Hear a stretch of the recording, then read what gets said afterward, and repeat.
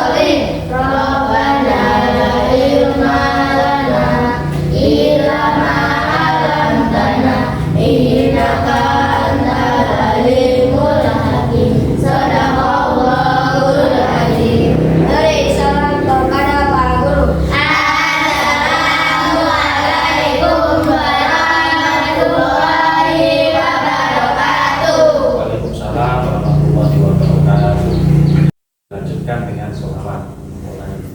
Bismillahirrahmanirrahim. Allahumma sholli sholatan kamilatan wa sallim salaman tamman ala sayyidina Muhammadin miladi.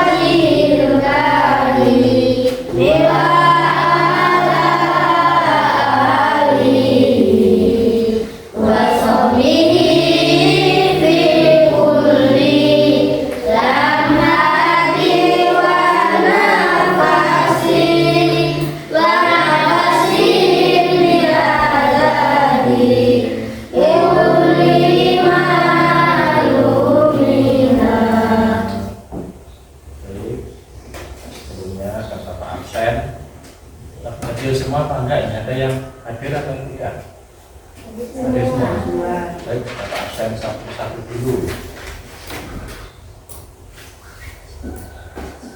Anim Dita Pratama.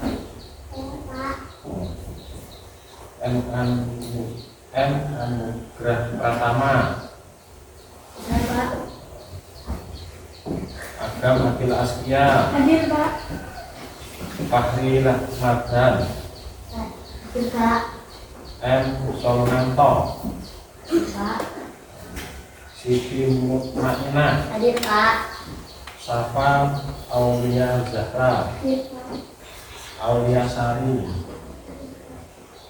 Mari anak-anak kita berdiri sejenak untuk meningkatkan rasa nasionalisme kita untuk menyanyikan lagu Indonesia.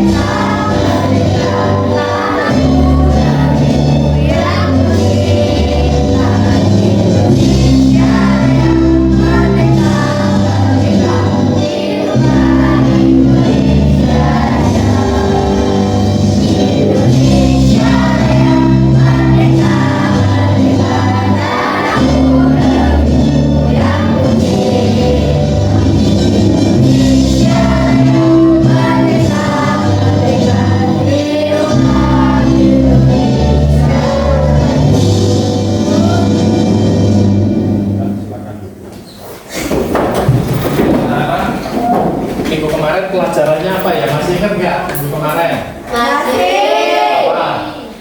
Keberagaman. Apa? Keberagaman. Namanya berapa ya? Masih ingat nggak ya? Coba. Al-Hujurat ayat 13. Bapak akan membahas tentang sholat dan keutamaannya. Nah, itu bisa diproyektor ya. Kemudian tujuan pembelajaran. Tujuan pembelajaran mengenalkan siswa kepada tata cara sholat yang benar. Nah, jadi sholat itu ada tata caranya yang benar. Kenapa kok harus ada tata cara?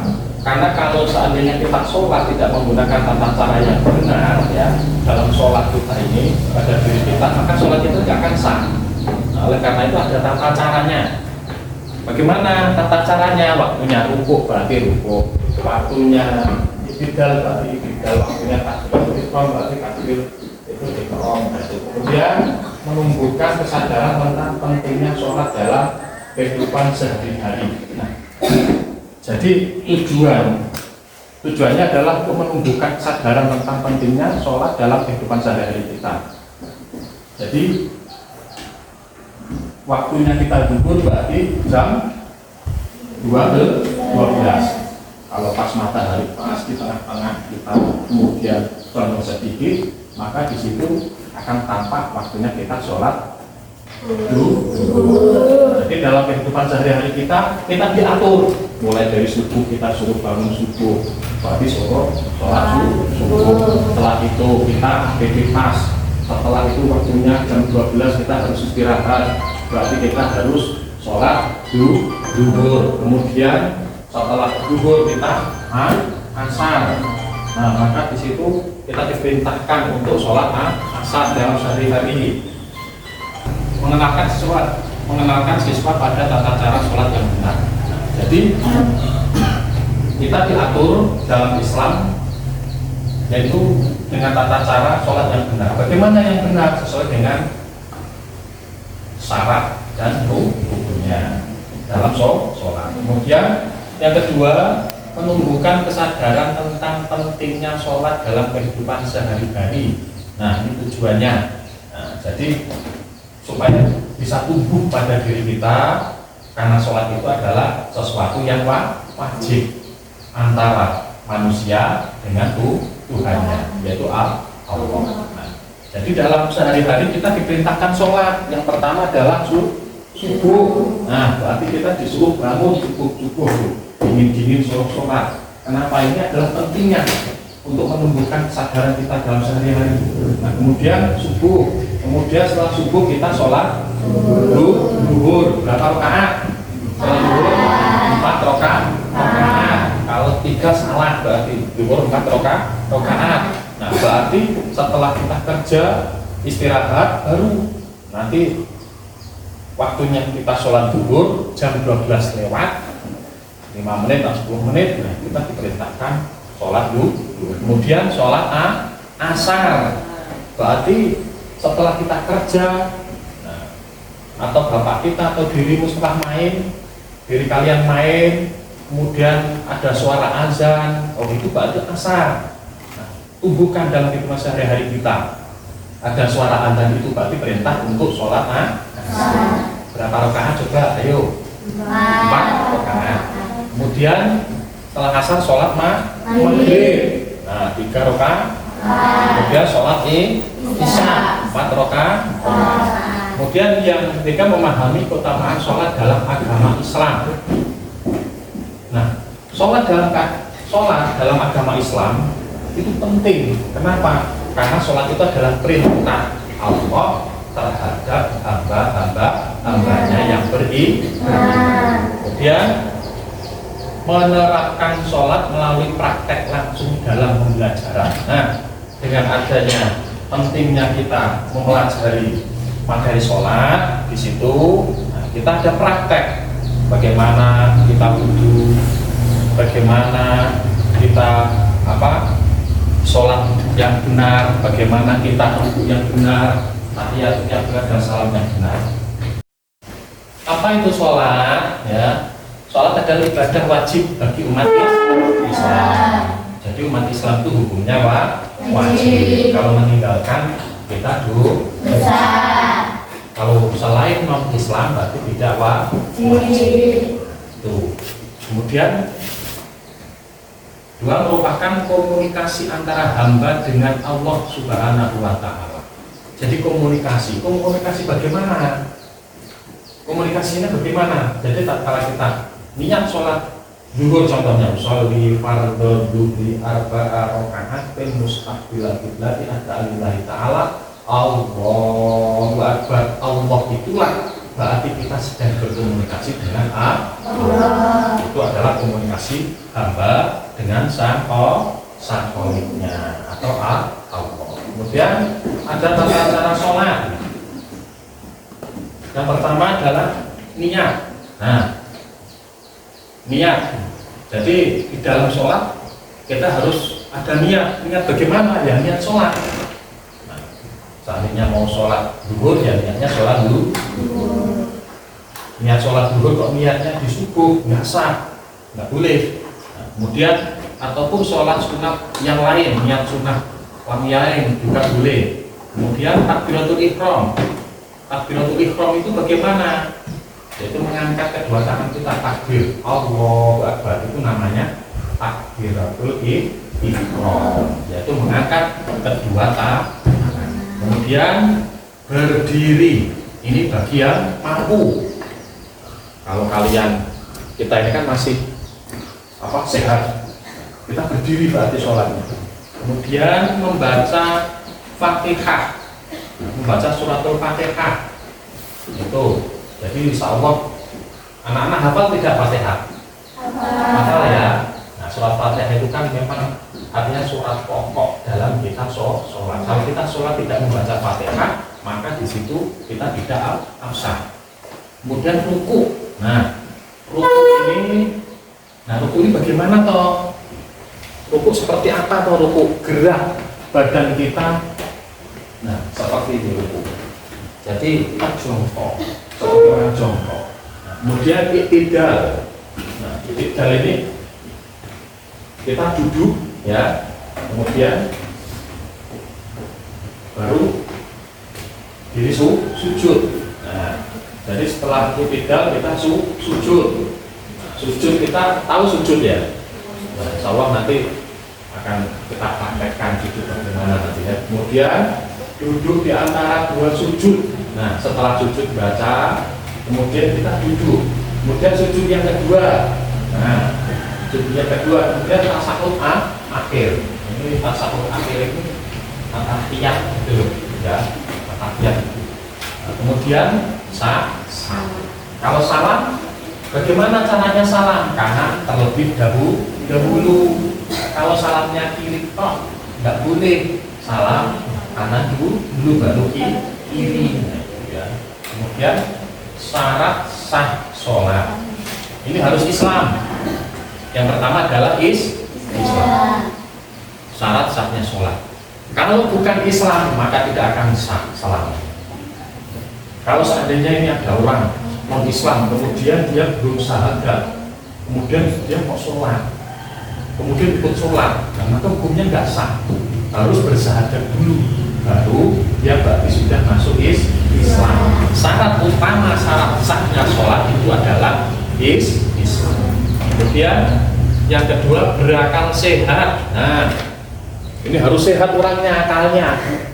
Jadi kalau seandainya orang itu kok gila atau stres, kemudian dalam posisi mabuk, kok sholat tidak akan sah. Nah, jadi nggak boleh. Nah, jadi harus berakal sehat. Kemudian yang ketiga balik atau sudah dewasa. Nah, ini kalau kalian kan belum balik, bagaimana hukumnya sholat? Boleh.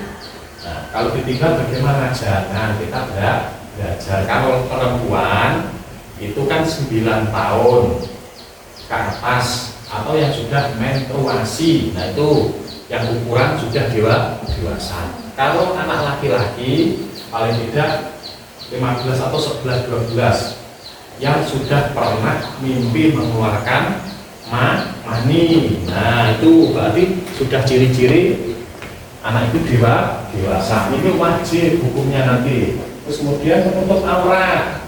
Ini harus. Aurat kalian nggak boleh kelihatan. Kalau laki-laki pusar. Nih.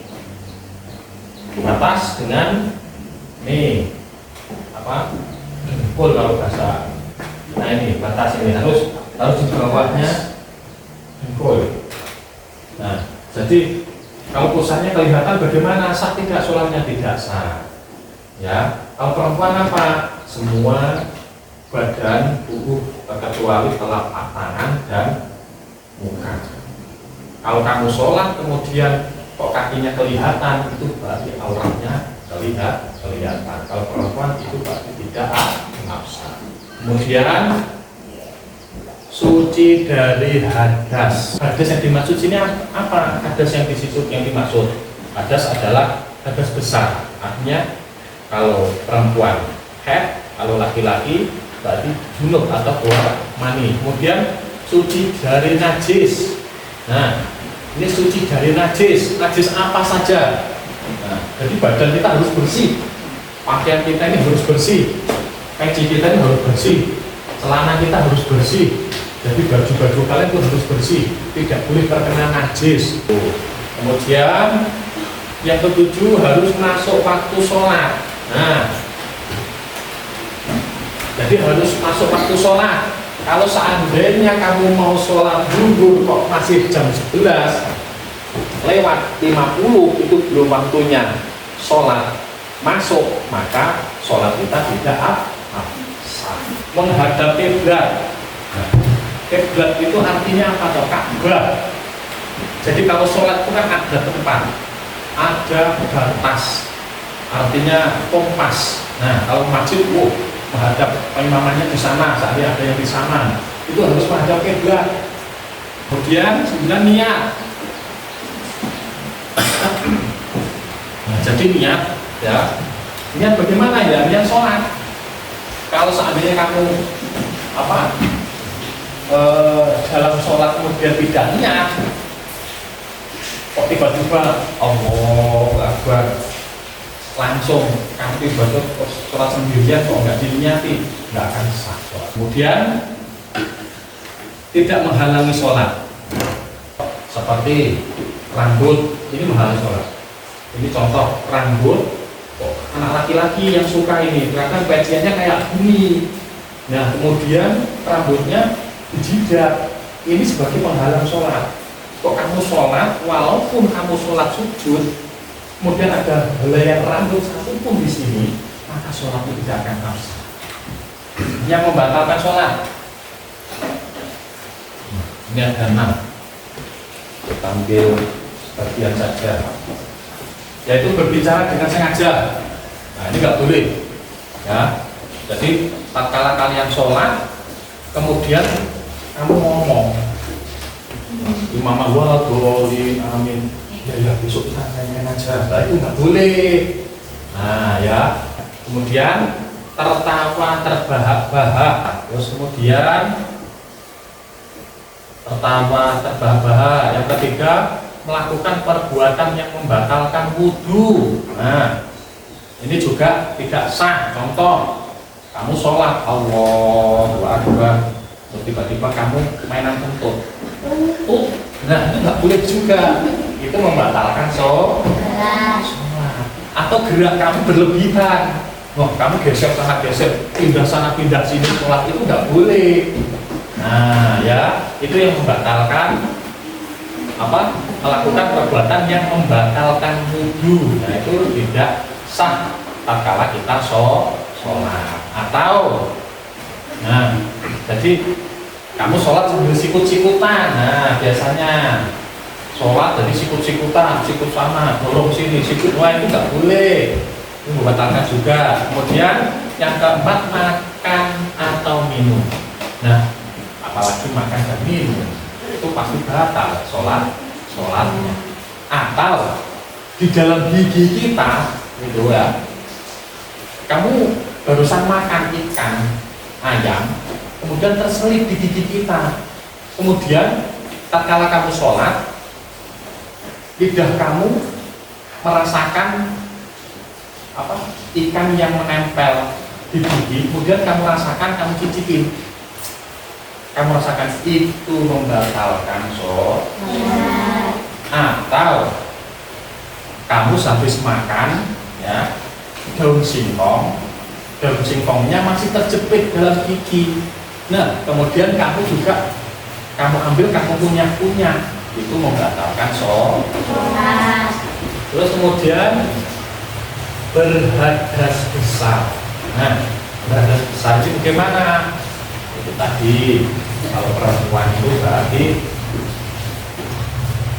menstruasi atau datang bulan, atau yang laki-laki sama ini udah bermimpi mengeluarkan mani. Nah itu berarti berhadas besar. Nah, tuh. Terus kemudian tidak sadar, artinya pingsan. Nah ini jadi kalau sholat kamu kok pingsan, ini nggak sah hukumnya ya. Atau kamu terkena penyakit anyang, mungkin kecil-kecil, kemudian sampai kamu nggak sadar, itu membatalkan sholat. Kemudian keutamaan sholat.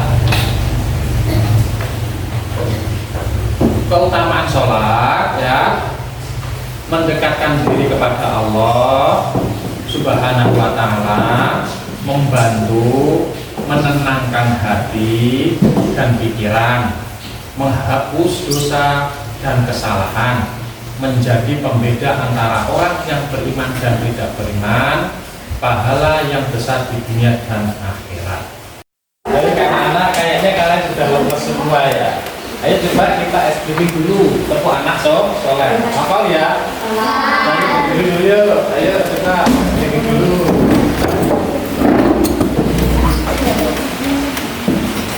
Ayo mulai, tepuk anak soleh. Aku anak soleh, rajin sholat, rajin ngaji, orang tua dihormati, cinta Islam sampai mati. La ilaha illallah Muhammadur Rasulullah. La ilaha illallah Muhammadur Rasulullah. Islam, yes. Ada yang dipertanyakan apa tidak? Tidak. Tidak ada?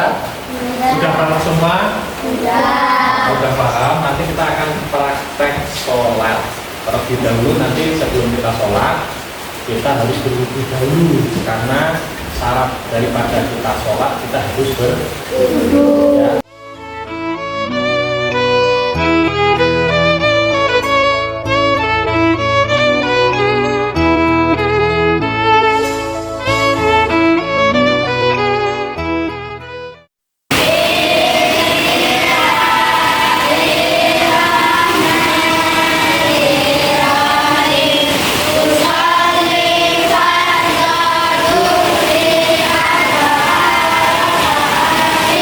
Muslim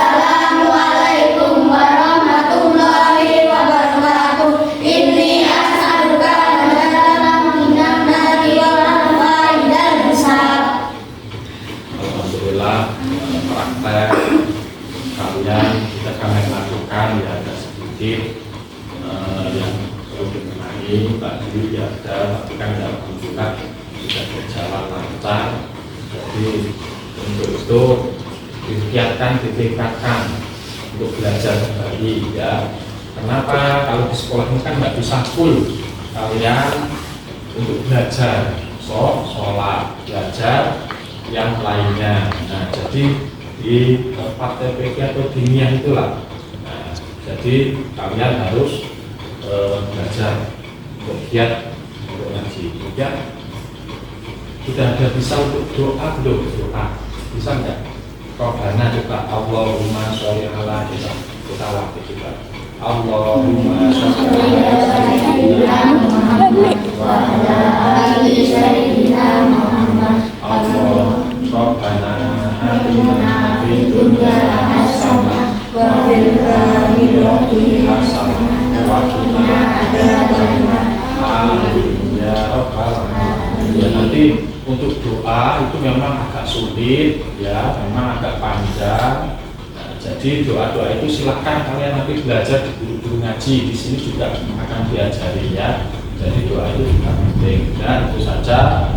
Bapak akhiri. Wassalamualaikum warahmatullahi wabarakatuh. Waalaikumsalam warahmatullahi wabarakatuh. Boleh istirahat, anak silakan untuk kalau mau istirahat ya silakan. Nanti kita pelajaran seperti rutinitas biasanya.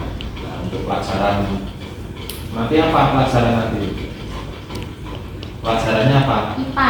IPA ya. Oh, ya. Nanti berikan yang pelajaran IPA. Ya, sekian dari Bapak ya.